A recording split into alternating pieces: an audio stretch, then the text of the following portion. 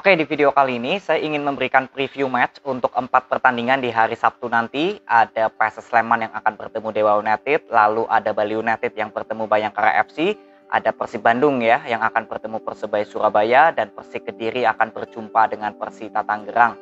Kita mulai dulu dari Bali United ya yang akan bertemu Bayangkara. Ini bukan laga yang cukup mudah untuk Bali United walaupun memang bermain sebagai tim tuan rumah. Ya, tapi Bayangkara secara perform dalam beberapa pertandingan terakhir ini sebetulnya sudah ada peningkatan ya. Tinggal nanti kita lihat untuk Bali United ada hasil yang masih kurang konsisten. Terakhir kalah lawan Persikabo yang kita tahu Persikabo sudah resmi terdegradasi. Nah, saya bilang ini Bali United momen ya untuk bisa memantapkan diri untuk masuk di Champions Series berikutnya. Ya, dan tentu saja untuk Bayangkara yang kemarin habis menang 7-0 menghadapi Persik Kediri, ini juga bisa menjadi catatan penting bagaimana Bayangkara FC sangat kuat di sektor tengah. Adanya Mayer dengan Nainggolan ataupun mungkin Hargianto, Dendi Sulistiawan, ini bisa menjadi catatan penting juga untuk Teko, karena ya di pertandingan sebelum ini saya mengikuti Bayangkara, ya sektor tengah ini akan menjadi salah satu kekuatan ya. Jadi untuk Bali United tentu saja yang juga saya mengikuti Bali United masih berapa kali inkonsisten dalam membantu penyerangan di sektor tengah. Ya semoga di pertandingan besok lawan Bayangkara nggak seperti kemarin lawan Persikabo. Ya, dari kreativitas penyerangan sektor tengah semoga untuk Teko sudah ada evaluasi. Jadi ini momen ya untuk Bali United bisa lolos ke Champions Series karena bermain di kandang sendiri. Setelah ini Bali United akan bertamu ke kandang Persebaya Surabaya dan Persita Tangerang. Jadi sisa pertandingan nanti ya Bali United harus memanfaatkan menghadapi Bayangkara karena sebagai tim tuan rumah. Nanti 2 pertandingan setelah itu akan sebagai tim tamu. Ya, ini kesempatan untuk Bali United. Semoga bisa memperoleh hasil yang maksimal. Kalau Bayangkara FC misalkan kalah atau imbang, ya sudah dipastikan akan terdegradasi. Karena sekarang sisi poinnya sudah 9 ya. Jadi hasil imbang untuk Bayangkara FC sudah resmi terdegradasi. Untuk Bali United ya wajib menang untuk bisa memantapkan dirinya lolos ke putaran berikutnya, karena selisih poin dengan PSIS dan Dewa United ini masih ada 5 poin ya. Jadi Bali United butuh ya 1 kemenangan dulu untuk memantapkan atau membuat persentase Bali United lolos ke Champions Series semakin besar. Ya, nanti kita ketemu di video review untuk melihat jalannya pertandingan antara Bali United dengan Bayangkara FC. Lalu PSS Sleman ya menghadapi Dewa United. Ini Dewa United juga dalam 4 pertandingan terakhir tanpa terkalahkan, dan untuk PSS Sleman terakhir ya menang besar 4-1 atas Arema. Tentu saja di pertandingan ini untuk PSS Sleman yang saya sudah katakan di review kemarin, kalau mental para pemain PSS Sleman ini sudah mulai bangkit. Karena dalam 2 pertandingan terakhir ini PSS Sleman tanpa terkalahkan. Jumlah kemasukannya juga hanya 1. Semoga ini bisa menjadi modal untuk menghadapi Dewa United. Dan perlu digarisbawahi, Dewa United kemarin juga menang 0-3 atas tim tuan rumah Persebaya. Itu jelas ya di sektor tengah. Dewa United cukup bagus melakukan bola possession, dan saya berharap untuk PSS Sleman berani untuk bermain total attack. Yang artinya berani melakukan pressing sampai ke depan. Nggak terlalu banyak memberikan ruang kosong kepada lini tengah Dewa United untuk melakukan bola possession. Karena di pertandingan terakhir Dewa United menang lawan Persebaya, ketika Dewa United bisa mengambil alih permainan, ya tentu saja ini bisa membuat PSS Sleman akan sulit mengembangkan permainan. Ya, jadi kunci menurut saya untuk PSS Sleman besok menghadapi Dewa United adalah jelas melakukan pressing dulu. Karena Dewa United bermain dengan bola possession. Jadi counter yang harus dilakukan PSS Sleman jelas melakukan pressing.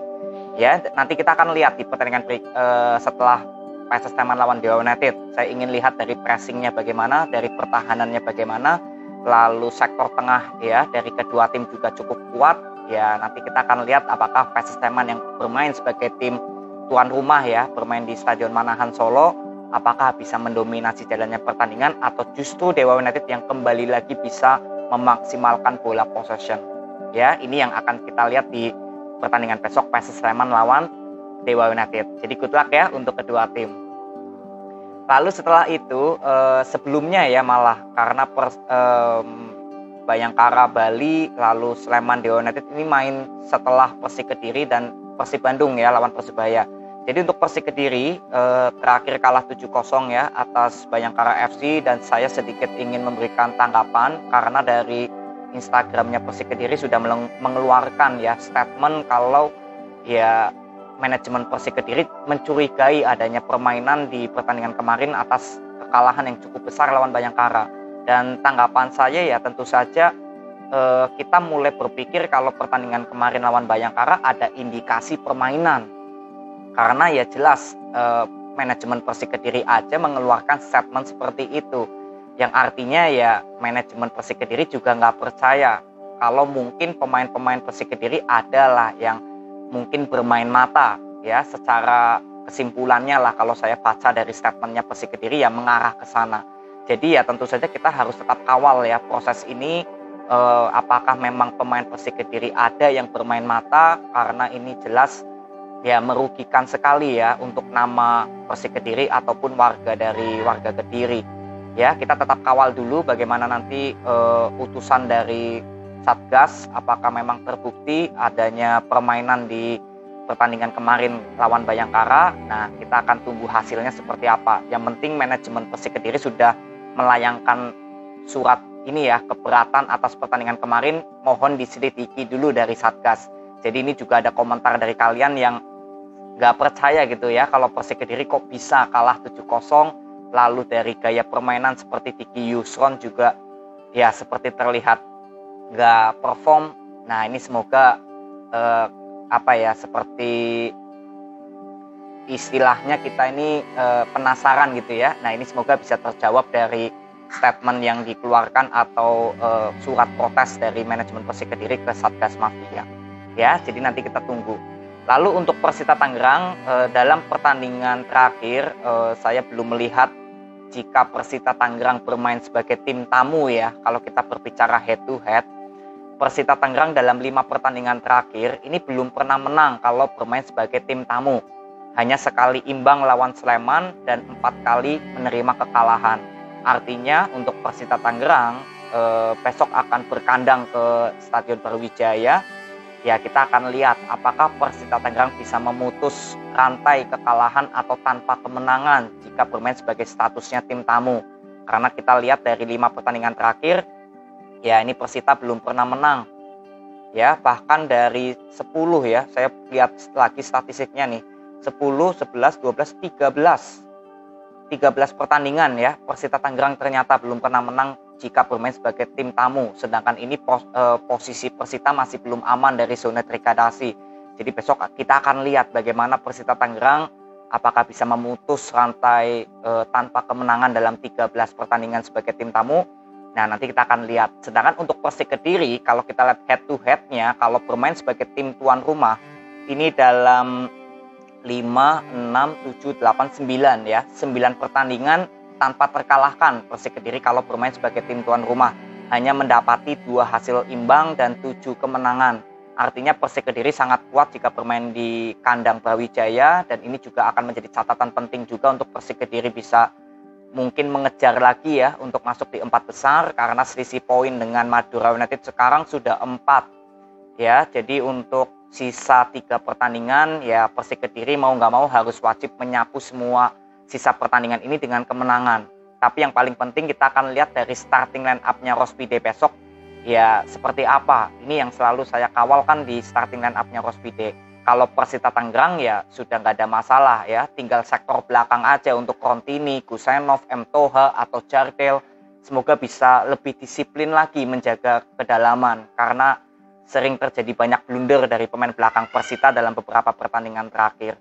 Ya, paling ini yang akan menjadi catatan penting saya ketika besok Persik Kediri akan bertemu dengan Persita Tangerang. Jadi good luck ya untuk kedua tim. Lalu ada Persib Bandung dengan Persebaya. Ini bermainnya sama dengan Persik Kediri dengan Persita ya, jam 3 sore. Jadi untuk Persib Bandung yang sudah memastikan lolos ke Champions Series setelah kemarin Persis Solo kalah dari Persija, tentu saja Persib Bandung ya mungkin di pertandingan besok akan tetap ngotot ya, walaupun mungkin sudah lolos ke Champions Series. Kenapa? Karena Persib Bandung ini masih belum sektor tengah ini masih banyak PR yang menurut saya Hodak ini masih terus melakukan evaluasi. Di pertandingan kemarin seperti Deddy Kusnandar dengan Rahmat Irianto dimainkan bersama, lalu Ezra Walian sebagai gelandang serang. Ya ini memang masih ada PR dari sektor tengahnya Persib. Kalau sisanya pemain sayap seperti Ciro, Febri Haryadi atau DTS pun ya ini nggak ada masalah. Tapi memang Persib Bandung ini masih ada PR di sektor tengah. Dan besok menghadapi Persebaya yang notabene juga Persebaya Surabaya kemarin kalah 0-3 dari Dewa United. Nah, saya juga ingin lihat line up-nya seperti apa dari Hodak nanti di sektor tengah. Ya, Mark Klok kemarin kan baru bermain di babak kedua ya, saat Persib Bandung ditahan imbang Bayangkara ya. Jadi besok, Persib Bandung kemarin imbang lawan Persita 3-3. Ya, jadi jelas kalau sektor tengah ini akan menjadi catatan penting untuk Hodak mempersiapkan Persib Bandung ke Champions Series. Nah, ini PR yang harus terus dilakukan oleh Hodak ya, karena sisa 3 pertandingan nanti ini akan menjadi modal Persib Bandung ya untuk siap ya ke putaran berikutnya atau di Champions Series. Sedangkan untuk Persebaya Surabaya yang statusnya sebagai tim tamu terakhir kalah lawan Dewa United, saya ingin lihat apakah Munster berani lebih bermain melakukan pressing, nggak terlalu banyak bertahan sampai ke zona yang cukup dalam, karena menghadapi Persib Bandung yang notabene sebagai tim tuan rumah, ya memang Persebaya Surabaya harus sedikit berani bermain pressing. Ya, kalau kemarin lawan Sleman kan jelas ya pertahanannya cukup dalam. Lalu yang kedua, saya juga menyoroti di gelandang serang karena M. Iqbal masih belum konsisten sebagai gelandang serang, dan kemarin lawan Dewa United Robson sempat sebagai gelandang serang, itu justru lebih berjalan sektor tengah dari Persebaya. Jadi besok di pertandingan lawan Persib, tentu saja di gelandang serang apakah Robson Duarte akan dipasang sebagai line up atau justru mungkin M. Iqbal.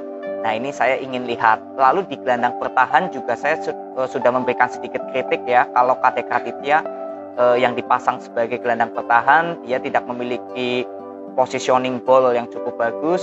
Jadi ya menurut saya daripada Kadek dipaksa sebagai gelandang bertahan, ya sebetulnya Persebaya Surabaya masih memiliki nama Ripal ataupun Andre yang minimal masih bisa memegang bola atau melakukan positioning ball.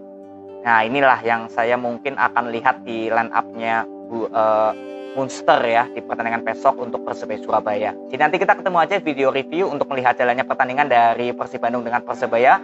Semoga tim kesayangan kalian bisa memperoleh hasil yang maksimal, dan nanti kita ketemu di video berikutnya. Jadi ini aja, terima kasih, semoga bermanfaat. See you.